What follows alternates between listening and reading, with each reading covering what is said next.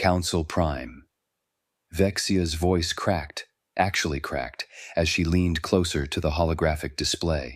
Commander Kael'thas had watched the security footage 17 times in the last hour, and it made less sense with each viewing. According to YouTube analytics, 98% of viewers are not subscribed. That's a huge number. By subscribing the channel that is completely free, 847 hours, Ambassador Zilax corners the human student in Corridor 7B, just outside the cafeteria. His bulk, easily 3 times her mass, blocks her path. 847.23. The human, Emma Johnson, takes one step back. Her lips move. The audio reconstruction captures it clearly. I'm warning you, don't touch me. 0847.20. Zilax laughs, that distinctive Krell rumble that had intimidated species across 12 sectors. 0847.29. He reaches for her arm. 0847.30. Ambassador Zilax, decorated war hero of the Krell Empire, veteran of 4 major conflicts, personal friend to the Galactic Council, disintegrates into ash. No flash, no energy signature, no weapon discharge. One moment, a living being. The next, a small pile of gray powder settling on the station floor. 847.31. Emma Johnson steps around the ash, walks into the cafeteria, and gets breakfast. Forensics? Vexia's secondary limbs trembled. Nothing. Kael'thas pulled up the data streams, watching them populate the air with increasingly impossible readings. No energy weapons, no chemical reactions, no biological agents, no radiation, no temporal displacement, no dimensional rifts. Every single scanner we have shows nothing happened. Except a Krell ambassador turned into dust. Except that, yes. The door to the council chamber burst open. 3 Krell generals stormed in, their ceremonial armor clanking with each heavy step. The lead general, Ginix, slammed a massive fist on the conference table hard enough to crack the imported Vexian marble. "Where is she?" His translator struggled with the volume. "Where is the human who murdered our ambassador?" "General, please," Vexia started. "The fleet arrives in 2 hours." 2 hours. If the human assassin is not delivered to Krell justice, this station becomes a debris field. Kael'thas felt his throat sacs constrict. 47 species called Unity Station home, 15,000 souls aboard, and the Krell didn't make empty threats. "We have the human in custody," he said carefully. "But General, we don't believe she—" "Don't believe! We have footage!" "Footage that shows nothing we can explain." Kael'thas pulled up Emma Johnson's file. Environmental science student, 2nd year. No military training, no weapons permits, no history of violence. Her vital signs during the incident show she was calmer than her baseline. Her heart rate actually decreased. "Assassins are trained to remain calm," Ginix growled. "Not this calm." "And not," Kael'thas hesitated. "General, have you reviewed her species classification?"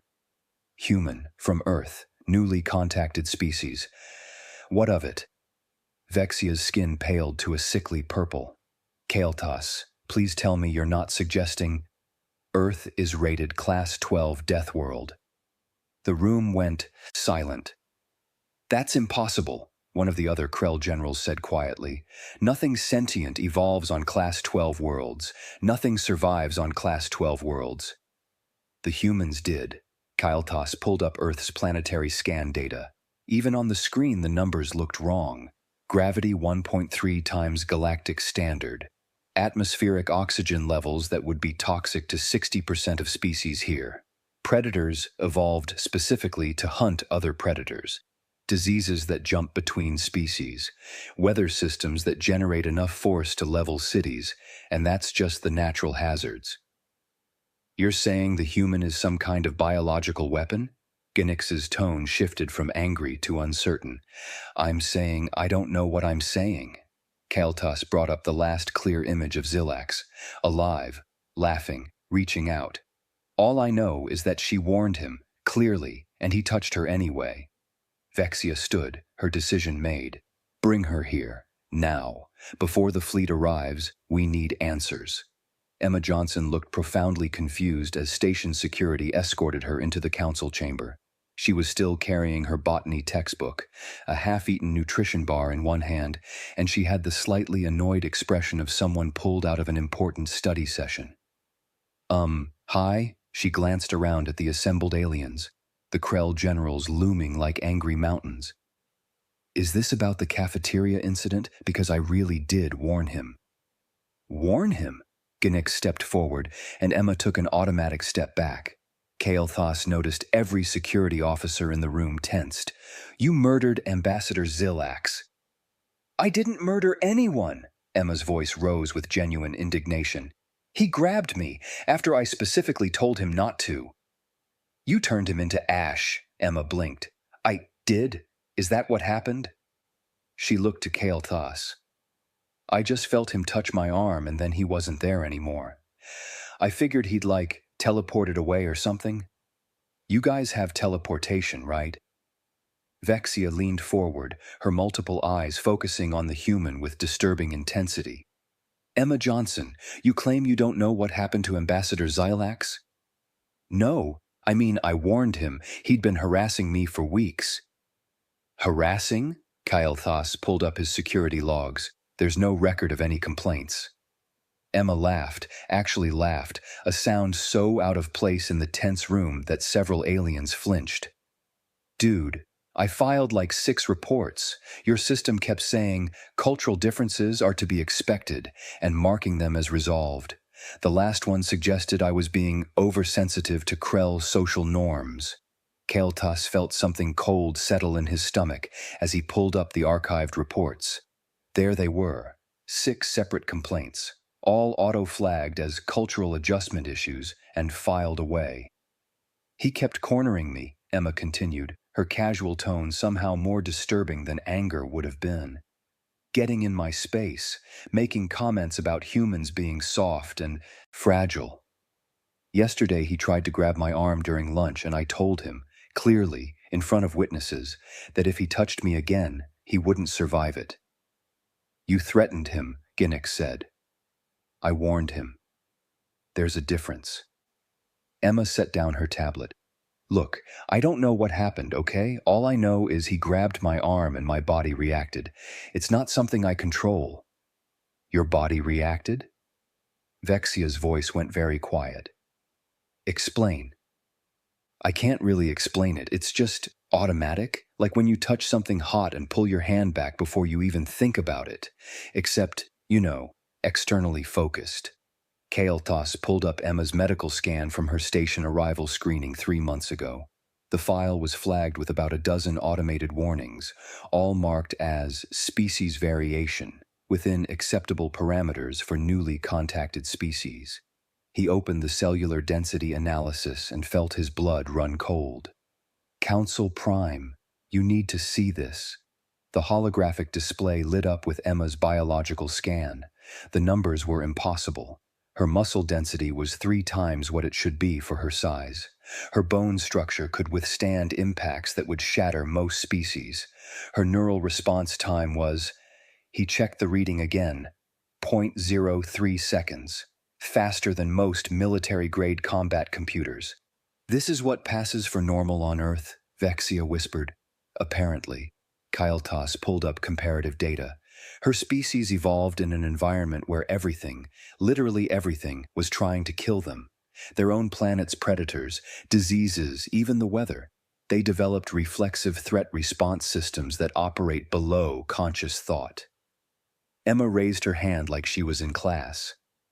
Okay, so, I'm getting the feeling that maybe Earth is considered kind of dangerous by galactic standards? Kind of dangerous? Kael'thas couldn't help the hysterical edge in his voice. Your planet is rated Class 12, the same classification as worlds we use for prison colonies. Worlds where we dump hazardous waste because nothing could possibly survive there to be harmed by it. Oh, Emma processed this. Huh. That explains why everyone kept asking if I needed medical assistance when I first got here.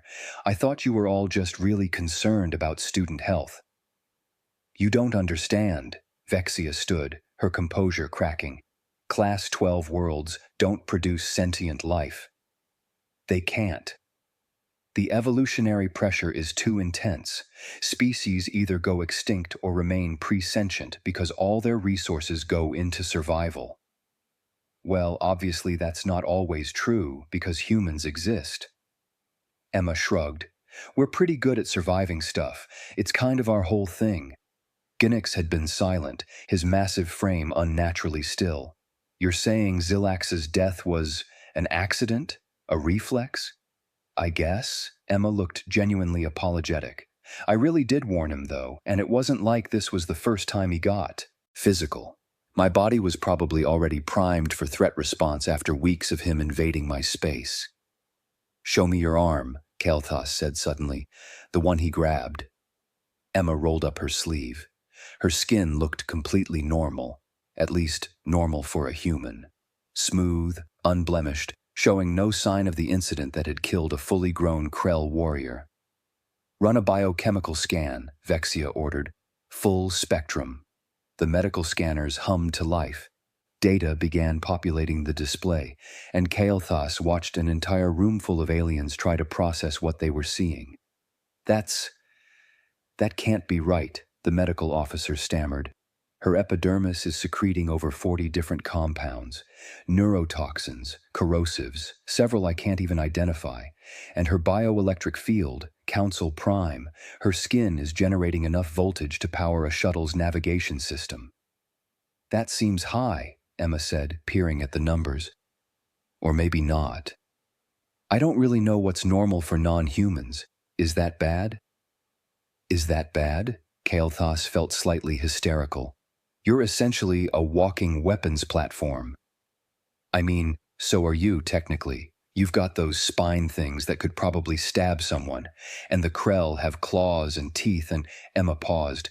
Wait, are you telling me other species don't have automatic defense systems? The silence stretched. Oh my God, Emma's eyes widened. You guys are just vulnerable, like all the time? How do you survive? We use weapons, Ginix said slowly. Tools, technology. We don't need our bodies to be weapons because we're not constantly fighting for survival against our own planet. Huh. Emma sat down, looking genuinely shaken. That sounds really nice, actually. And also really dangerous. Like, what if something happens and you don't have your weapons? Then we retreat, call for backup, or rely on superior numbers. Vexia sank back into her seat, all three of her legs seeming unsteady. We don't just automatically kill things that touch us. I don't automatically kill everything that touches me, Emma protested. Just things my body perceives as threats. Zilax had been harassing me for weeks, escalating the behavior, ignoring my warnings. By the time he grabbed me, my threat assessment system was probably running at maximum sensitivity. Threat assessment system, Kael'thas repeated. You have a biological threat assessment system. Don't you? No! Emma flinched at his volume, and every security officer in the room immediately stepped back. Kael'thas raised his hands carefully. Sorry, but no. Most species have fear responses, but nothing like what you're describing. Nothing automatic, nothing lethal. So what you're telling me, Emma said slowly, is that I killed someone because my body thought he was dangerous, but by galactic standards, he wasn't actually a threat at all. By galactic standards, you are the threat, Vexia said quietly. By galactic standards, you're the apex. Predator from a world that shouldn't have produced thinking beings. Emma looked down at her hands. I didn't want to hurt him. I just wanted him to leave me alone. Ginix moved closer, though Kael'thas noticed he kept a careful distance. The warning you gave. Don't touch me or you won't survive it. You meant that literally. Of course I meant it literally. Why would I warn him if I didn't mean it? Emma's confusion seemed genuine. Where I'm from, ignoring someone's warnings about personal safety is… well, it's Darwin Award territory. Darwin Award? It's when someone dies doing something obviously stupid after being warned not to do it. Like there are entire collections of stories about people who ignored warnings and… Oh, Emma's face paled. Oh no. Is that what happened? Did Zelax basically commit suicide by ignoring my warning? The council chamber fell silent. The door opened, and a human woman in a formal suit strode in with the kind of confidence that made hardened warriors step aside. She was older than Emma, with gray-streaked hair and eyes that had seen too much. Linda Martinez, Earth Diplomatic Services. Sorry I'm late. Had to get clearance through about 6 security checkpoints. She surveyed the room, her gaze landing on Emma. You okay, kid? I think I maybe accidentally killed someone? Yeah, got the brief on the way here. Not your fault. Linda turned to the council. Okay, who's in charge and who do I need to yell at for letting this happen? Vexia drew herself up. I am Council Prime Vexia, and I assure you, let me stop you right there. Linda's smile was sharp. Every human who leaves Earth signs a waiver. Every interaction with humans requires acknowledging species-specific risks. Did Ambassador Zelax sign the contact protocols? Kael'thas pulled up the files. His stomach sank. No, he claimed diplomatic immunity from petty bureaucratic requirements. Of course he did, Linda shook her head. And your system marked Emma's complaints as cultural differences instead of escalating threat assessments. Let me guess. Automated response? How did you... Because this isn't the first time this has happened, just the first time it's been fatal. Linda pulled up her own tablet. 3 other incidents in the last year, humans warning people to stop touching them, those warnings being ignored. Fortunately, those humans had better control over their reflexes, or we'd have 3 more dead aliens. You're saying this was preventable, Ginnick said.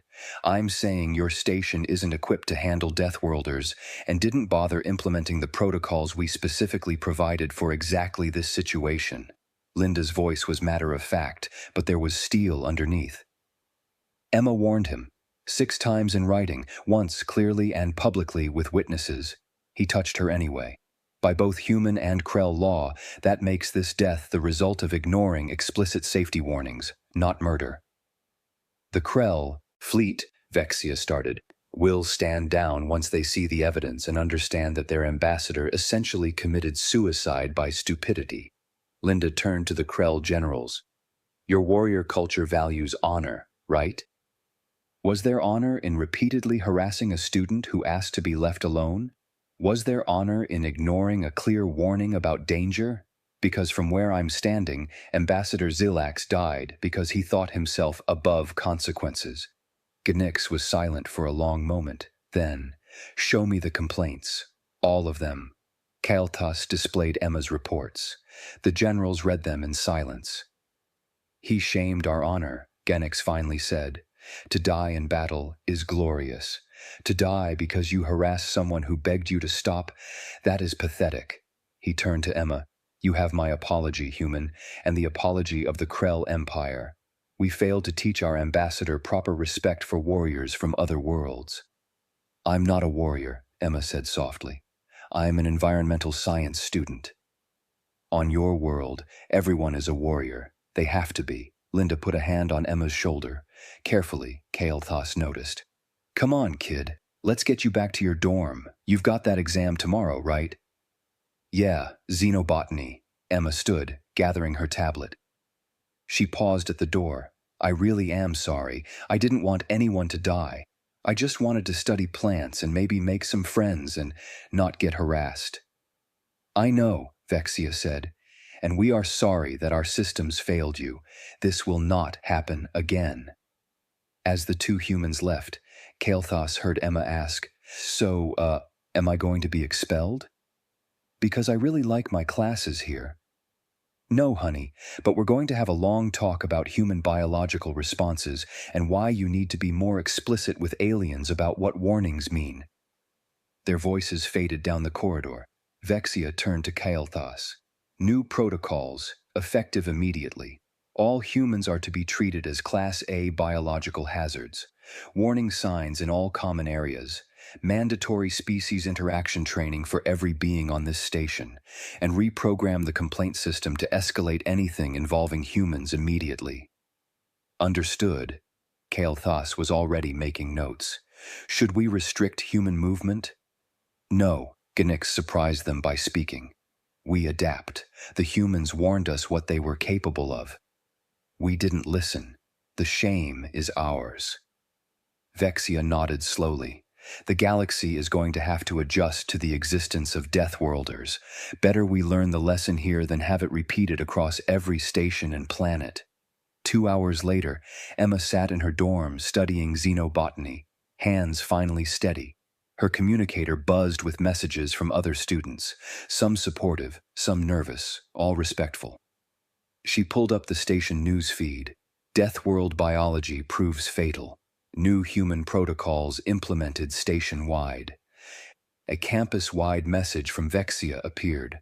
All beings must complete introductions to Deathworlder safety protocols before interacting with human students. Personal space violations will be treated as assault. Harassment complaints involving humans receive priority review. Her door chimed. Her hallmate Rylaya stood there holding cookies. Made these for you. Traditional comfort food. I'm glad you're okay. And I'm sorry we didn't listen. Emma smiled.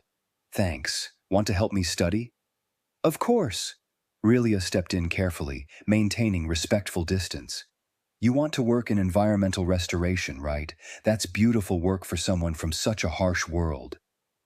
Earth taught me how to survive, Emma said. Now I want to learn how to help things thrive. As they studied, Emma felt the tension ease. Maybe this could work. Maybe humans could be part of the galactic community. As long as everyone remembered, when a Deathworlder gives you a warning, you listen. Or you end up as ash on a corridor floor, with nobody to blame but yourself.